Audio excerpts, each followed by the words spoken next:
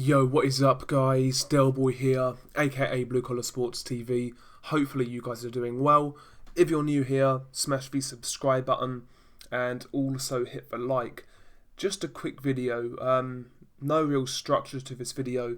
I watched a video uploaded by a channel by the name of UCTV Boxing. By the way, check his channel out, really good stuff. But he did a video basically explaining how he lost his passion for boxing, and he went over numerous reasons for doing so in this video, and it got me thinking about certain aspects of boxing that I really don't enjoy. And I've gone over some of these aspects in the past, you know, like the standard of today's commentary, for example. As you know, I'm not a fan of most commentary teams these days. I think they are terrible, in all honesty, but there's a couple of topics I wanted to touch on in this video. It's not necessarily to do with the people within boxing, like promoters, TV networks, fighters even. It's more so the fan base of boxing on social media, you know, Twitter, YouTube, etc. And what I mean by the fan base is the, you know, fanboyism culture that we live in today. Now, throughout boxing history, I'm sure fanboys have always existed. You know, there are fans out there who really like certain fighters, and no matter what, they'll go out and support them. And on the surface, there's nothing wrong with that. There's nothing wrong with supporting fighters that you really enjoy. Nothing at all. But in the social media era, it seems to have gone a lot further than that. It's more than just being a fan of the individual boxer, you know, admiring his skills and personality.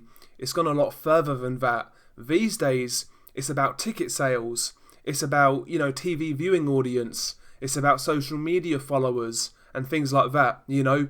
A lot of people out here, boxing fans, seem to be more interested in who draws what numbers, who sells how many tickets, rather than potential fights. You know, when fan bases go back and forth, it's always one-upmanship. Look at Tyson Fury and Anthony Joshua right now. The back and forth between both fan bases, I hear nobody actually talking about the fight, really. It's all Tyson Fury said this, Anthony Joshua said that. It's all Anthony Joshua's A-side because he sells well on pay-per-view and he sells out Wembley. Or it's Tyson Fury's A-side because he's the highest paid combat sport athlete in the world for 2020. You know, I mean, people out there celebrate fighters' numbers. They celebrate how much fighters get paid more so than their actual achievements. It's embarrassing. I don't get this behaviour. I see so many boxing accountants on Twitter comparing numbers and things like that, and basically going along with promoters' narratives for why certain fights can't happen and why someone's an A-side and a B-side. They're not being productive in actually forcing the fights to get made by demanding these fights. No, they're playing into promoters' hands by parroting these narratives. You know, look at, for example, Errol Spence and Terence Crawford. Look at some of the fans on Twitter, not talking about the fight, not expressing their desire to see it, more so who sells what, who's A-side, who's B-side. Who gives a fuck about that, really? Who gives a flying fuck who sells more tickets? I ain't gonna see none of that money. All I care about is watching the fucking fight. Surely that's all that matters. When did this become lost in translation amongst boxing fans? Why are so many people caught up on numbers and shit like that? Why do boxing fans even feel the need to report on it? You know, fan channels out there. Who the fuck cares about pay-per-view numbers, viewing figures, and all that shit? Who cares about the highest paid combat sports athletes? Who gives a fuck? Whatever happened to fans just wanting the best fights? Wanting to see good competitive matchups at world title level, unification fights, undisputed fights? Whatever happened to this? You know, we have fans out there batting for certain networks. We've got the Matchroom Mongs, the PBC Shills. There's a few Top Rank fanboys out there. There's one or two Frank Warren fanboys out there. Why? Why? I don't get it. You know, I see fanboys of certain promoters. They will praise anything that promoter does. Even if that promoter puts up a shit card, they'll come out with excuses or they'll try and polish a turd. When in reality, a shit card's a shit card, whether it's Frank Warren, Eddie Hearn, Top Rank, PBC. And a good card's a good card.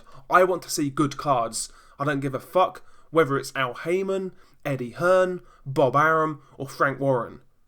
I couldn't care less. But some people, seem to really, really worry about this sort of shit, more so than actually getting good fights. Because like I said, that's what I care about. The better fights we get, the more the sport grows ultimately. There's a reason why boxing's reputation isn't all that high, and it's not been high for a long time. I mean, look at, for example, the UFCs return after coronavirus. Compare that to boxing's return. Night and day. Night and day. I'm not a big MMA fan, but I've enjoyed that a lot more than boxing's return. I'll tell you that much. I got more entertainment in the Tony Ferguson Justin Gaethje card than all of Top Rank's cards they've put back on combined after coronavirus. Boxing fans will complain about the state of boxing sometimes, but, having fanboys of promoters, networks, people counting other men's money, this shit doesn't help. It just plays into promoters' narratives for why certain fights can't get made. We shouldn't be talking about network barriers, or purse splits, or viewing figures, or ticket sales, or pay-per-view sales. We should not be fucking talking about that. We should be demanding these fights. That should be our only input. Are you a fighter's manager? Are you his accountant? Are you his promoter? No. So why do you give a fuck? If all of these boxing accountants and, promotional fanboys actually stopped that nonsense and behaved like a normal boxing fan and just put pressure on for good fights, maybe we'd be more likely to get them. But no. I mean, where's the pressure, for example, for Joshua Buatsi versus Callum Johnson? I heard so many Matchroom fanboys parrot what Eddie Hearn was saying about Anthony Yarde. Before Yarde fought Kovalev, Eddie Hearn was slating Anthony Yarde for not fighting any domestic level competition. And by the way, at the time I agreed with him because I wanted to see some of these fights. But where's the same pressure for Eddie Hearn in regards to Buatsi? He's now in a similar position to where Yarde was then. And Eddie Hearn has Callum Johnson in his stable. Why is Buatsi and Johnson not happening, Eddie? You was putting all this pressure on Anthony Yarde, and all of your fanboys were parroting that narrative. And they wasn't parroting that narrative because they wanted a good fight. They was just, riding on Hearn's dick. But where's the same energy for Buatsi and Johnson? Where's that same energy? Doesn't exist. Absolute nonsense. Absolute nonsense. Us boxing fans sometimes, we complain about the sport, but we're our own worst enemies a lot of the time. We really are. Just because you like a fighter doesn't mean you should let them carry out fuckery. I like a lot of fighters who I've criticised. Dillian Whyte's actually been one recently who I've kind of gone in on. Because I'm sick of it. I'm just sick of the narratives about Dillian Whyte fighting anyone, anywhere, anytime. I like the guy, but that's simply not true. If we're looking at heavyweights who'll fight anyone, anywhere, anytime, I'll give you a couple of names. Michael Hunter, Alexander Povetkin, these are guys who have fought anybody, and they've proved that. Michael Hunter, fighting guys on 2-3 weeks notice. Povetkin, look at his resume, look who he's fought. These guys will fight anyone, anywhere, anytime. Not Dillian Whyte. Let's get it straight. I mean, I'm just tired of this, the social media side of boxing, to be honest. And has social media kind of sometimes diluted my enjoyment of boxing? Maybe I've been guilty of allowing that to happen in the past and even up until recently. But, once boxing fully resumes, once we get good cards again, I'm going to reevaluate how I consume social media boxing content, to be honest, because a lot of it's a load of shit. People out there shilling for promoters for whatever reason. Maybe they're getting free tickets, who knows? Maybe they're getting press passes, who knows? I don't have the answers, but yeah, that is an aspect of boxing in 2020 that I'm sick of, to be honest. I'm just sick of the fanboyism. I'm sick of the tribalism. I don't want that shit in boxing. Another thing I don't want in boxing is the implementation of politically correct politics. That's another thing that's kind of infiltrated boxing in the last few years. For example, being forced to watch women's boxing when a lot of people don't have any interest in it. I'm just being honest. I'm talking about my experiences with women's boxing. I watch boxing with the lads on fair few occasions. When a big pay-per-view card is on, me and the lads will get a few beers in and we'll watch the boxing. But every time a female comes on the card, everybody loses interest and we don't pay attention to the boxing for when that woman is fighting. And, you know, I've experienced this with basically everybody who I've watched boxing with. Most people don't really have an interest in female boxing, it's forced. The reality is, there are very few boxing fans who are actually pushing for female boxing. Now, these people do exist, and if you enjoy female boxing, there's nothing wrong with that. But the reality is, across the board, it's a minority. I'll be honest, I really don't want to see Shannon Courtney take up a slot on a live televised Sky Sports card. I really don't. I can kind of understand with someone like Katie Taylor, someone who's super talented, but even then, I've got to be honest, I don't enjoy it personally. I don't. Fair play to the people who do, but I think the reality is, most people only watch it because it's forced on a card. I think most people would just enjoy another male fight, to be honest, if we're just being honest. I mean, if it's as popular as some people say it is, why not have an all-female card in England with English female fighters? See how well it does. See what the numbers are like. I think you guys know the answer to that though. There's a reason why Eddie Hearn and Frank Warren 4 or 5 years ago had no interest in female boxing. Because it's not all that popular. That's the reality. I mean, how many cards has Katie Taylor headlined? I think she headlined against Jessica McCaskill. She had the headline at York Hall. I mean, what's the capacity at York Hall? 1,800? And how many of those tickets did she actually sell? Because London fighters were on the undercard. Guys like Ted Cheeseman and Conor Benn. Guys who sell a lot of tickets. So how many were really there to watch Katie Taylor? I don't know, man. It just seems very forced to me, just to fit this PC narrative. I just don't think it works. For whatever reason, the UFC actually managed to successfully promote female MMA. However they did do it, it just seemed a lot more natural, you know, and it's a success. I just don't see female boxing following that same path, and I'm sick of it being forced on every single card these days, to be honest. I'm sick and tired of it. I mean, let's be honest, there's no way Shannon Courtney should be on any live TV show. The skill set clearly isn't there. Had little amateur background. Why is she on live TV cards on Sky? Why? You know why. It's just to fill a PC quota. That's what it's about. It's not about her skill set or her amateur background or anything like that. Not at all. She's just there to really fill that kind of PC quota, I guess. That's how I see it. And again, the whole politics thing, it's kind of infiltrating into boxing now. We see that in the Tyson Fury Anthony Joshua debate. I mean, I watch boxing as a form of entertainment, as an escape. I don't want to see politics in boxing. I want to see just good fights, man.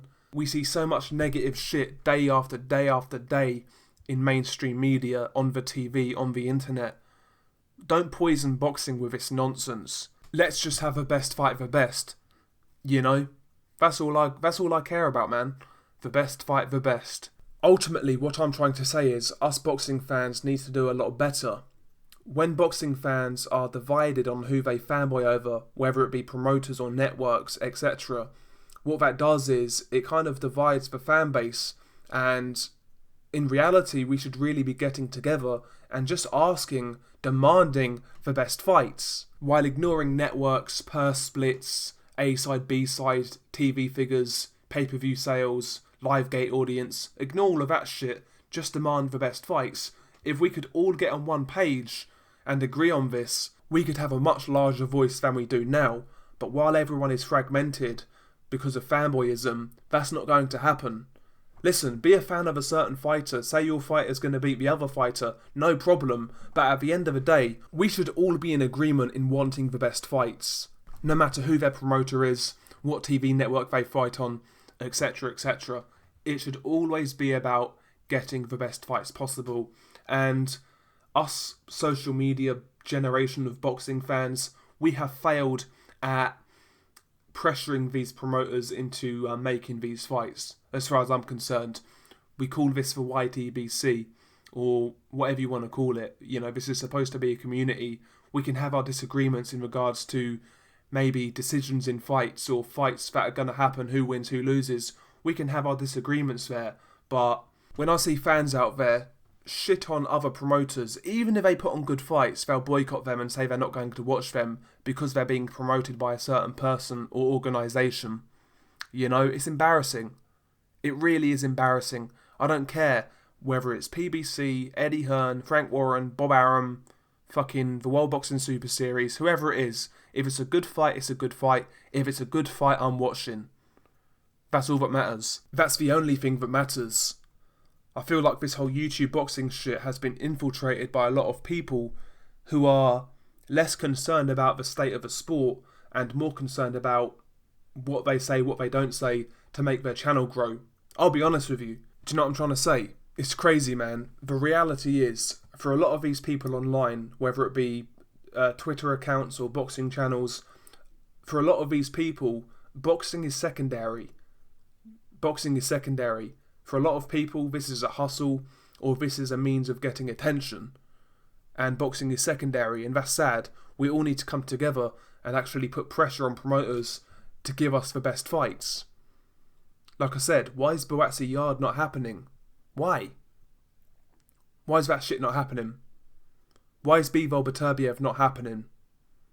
Why is Callum Smith, Billy Joe Saunders not happening? Why is Caleb Plant, David Benavidez not happening? Why is Terence Crawford, Errol Spence not happening? Why is Devin Haney, Gervonta Davis not happening? Why is Miguel Burchelt, Jamel Herring not happening? Why is Ryan Garcia, Gervonta Davis not happening? Why is Gennady Golovkin, Demetrius Andrade not happening? Why is Jamal Charlo, Demetrius Andrade not happening? I could go on and on and on. These are the type of fights I want to see. When boxing resumes, this is the sort of level of fights we should be getting every month. But they seldom do, and when they do happen, we act all grateful for actually a good fight happening, when in reality, we're the paying customer. We should be getting the best product possible, and sometimes we don't get that. A lot of the time, we don't get that. That's why I'm really supportive of fighters like Alexander Usyk, Michael Hunter, John Riel Casemiro. These are guys who will fight anyone, anywhere, anytime. Roman Gonzalez, another example. You know, these guys will fight anybody. But there are very few fighters out there who will truly fight anybody. And that's really a sad state of affairs as far as I'm concerned. Anyway, I'm done rambling. Peace.